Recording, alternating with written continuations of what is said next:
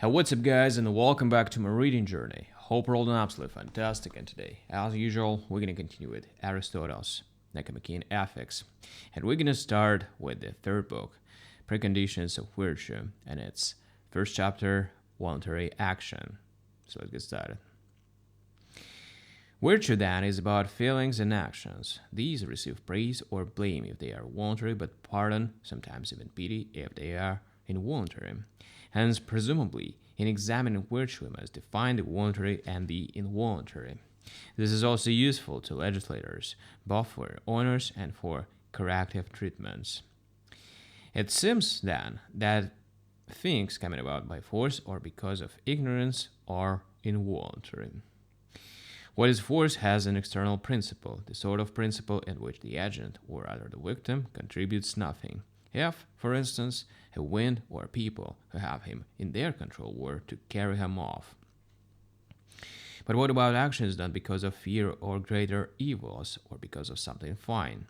Suppose, for instance, a tyrant tells you to do something shameful when he has control over your parents and children, and if you do it, they will live. But if not, they will die. These cases raise dispute about whether they are voluntary or involuntary.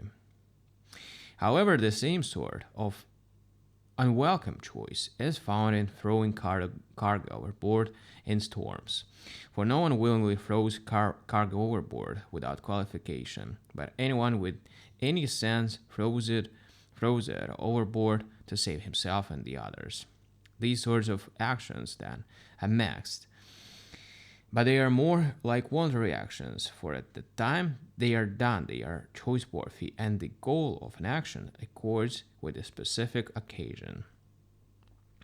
Hence, we should also call the action voluntary or involuntary on the occasion when he does it. Now, in fact, he does it willingly.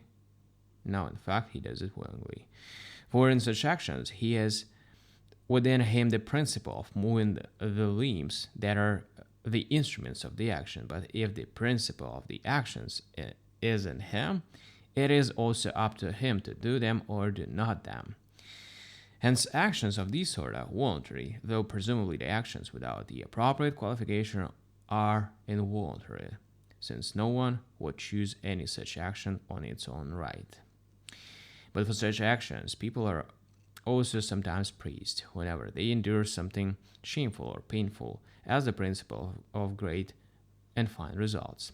And if they do the reverse, they are blamed, for it is a base person who endures what is most shameful for nothing fine or for only some moderately fine result. But in some cases there is no praise, but there is pardon whenever someone does a wrong action because of conditions of a sort that overstrain human nature and that no one would endure.